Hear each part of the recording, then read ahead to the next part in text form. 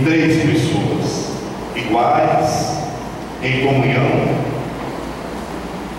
Por ela nos movemos e somos a Trindade Santa, o Pai, o Filho e o Espírito Santo. Um Deus que existiu desde toda a eternidade, sem começo e sem fim.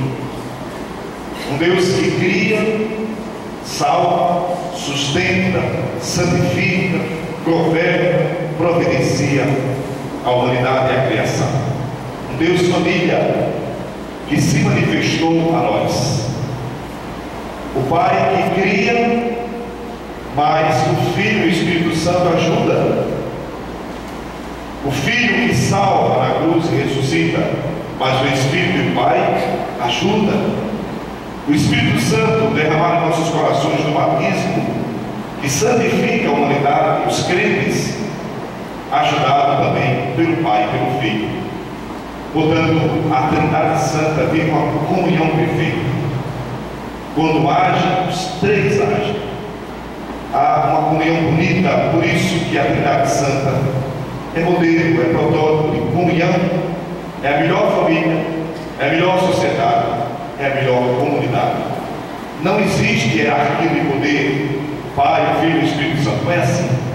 É, na verdade, um Deus em três pessoas que se colaboram mutuamente. Cada um tem o seu papel na Trindade, mas ambos agem em comunhão. A palavra Trindade não é tão fácil, porque o maior mistério é mistério não porque um dia não vai ser revelado, é porque a nossa consciência é muito pequena para desvelar este mistério trinitário. Mas a Trindade vai se dando a conhecer, vai se revelando devagarinho. Como assim? Bom, já se deu a revelar na palavra de Deus, se dá a conhecer quando nós estamos em oração, que a gente vai compreendendo devagarinho. Mas, por enquanto, nós vemos em passado, como diz São Paulo, como no espelho. Um dia, quando estivermos cara a cara, face a face com Deus, teremos a revelação plena de um Deus em três pessoas, Pai, Filho e Espírito Santo. A palavra de Deus vai nos revelando aos poucos. Nós temos, por exemplo, no Antigo Testamento, Moisés, Abraão, que recebe a visita de três anjos, e os autores da palavra de Deus, como aqueles que são estudados sobre a palavra de Deus, veem aí já o mistério da Santíssima Trindade. O Pai se revela na criação ao usar a palavra, ele está usando exatamente o verbo, e o verbo é o Filho. E o Espírito Santo sopra sobre as narinas da humanidade. Esse também é um gesto trinitário. Mas mais claramente mesmo, nós vamos ver fórmulas trinitárias exatamente no Novo Testamento. No Evangelho de São Mateus, Jesus, quando vai dar um mandato missionário a seus discípulos, Mateus 28, ele vai dizer o seguinte: ide pelo mundo inteiro, pregai o Evangelho e batizai em nome do Pai, do Filho e do Espírito Santo.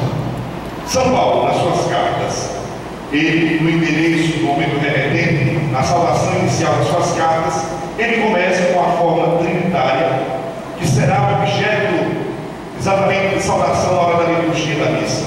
A graça de nosso Senhor Jesus Cristo, segunda pessoa, o amor do Pai, primeira pessoa, e a comunhão do Espírito Santo esteja sempre conosco.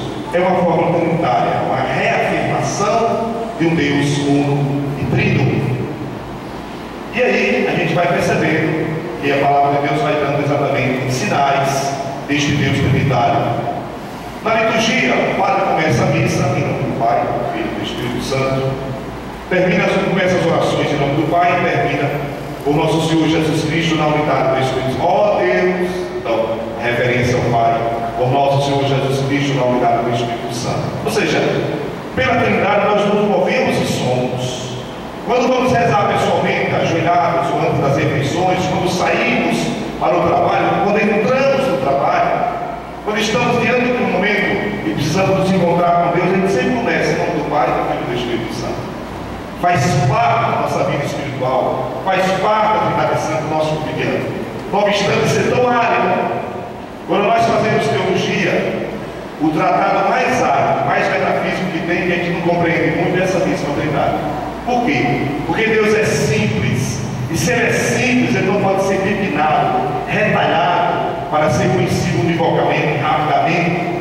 Nós temos que conhecer devagarinho. Deus vai se dando a conhecer com o joelho no chão. A razão não chega até lá. É importante o abandono da fé, como já dizia o filósofo Kierkegaard. É importante o salto qualitativo da fé, para tentar contemplar com Deus unitrino. Isso é muito bonito na teologia da igreja.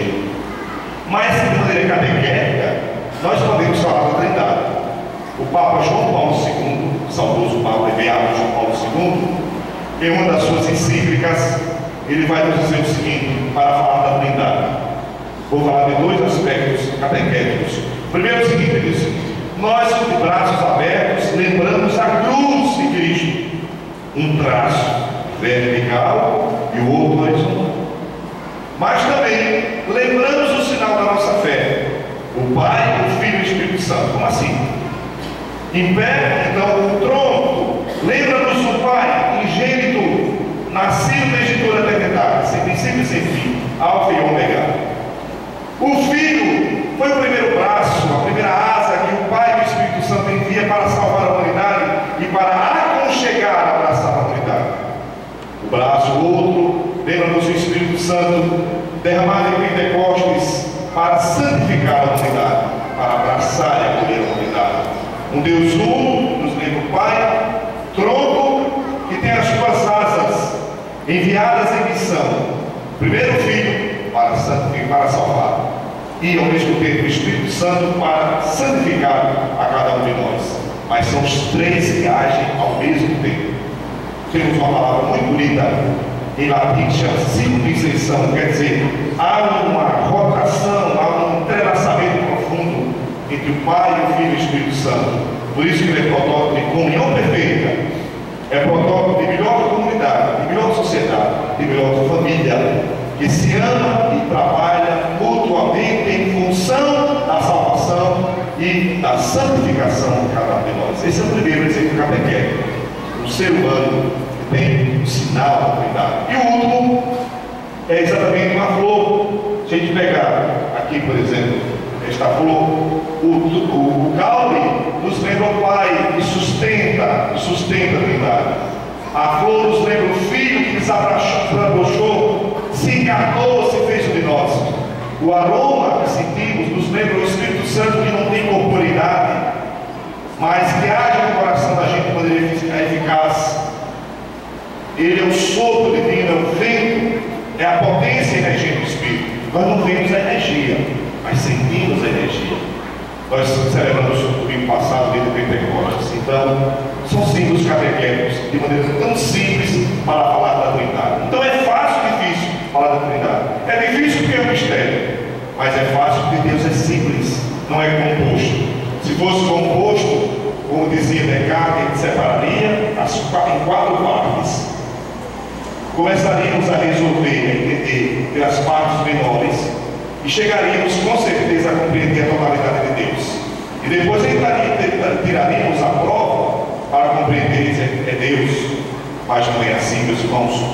A fé é o mistério maior da fé. A fé é o mistério maior da nossa religião, do cristianismo, o mistério da Trindade. Nós vamos, mais uma vez, comigo, compreendendo aos poucos.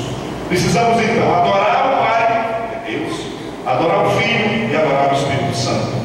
Um só Deus em três pessoas. Com isso, mistério Filho, mistério da Trindade.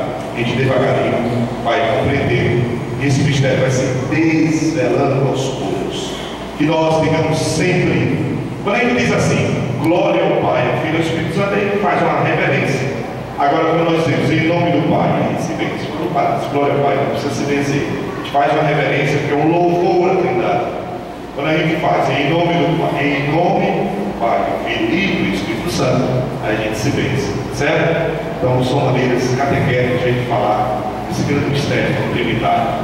Glória ao Pai, ao Filho e ao Espírito Santo, como era no princípio, agora e sempre. Amém. Fique de pé.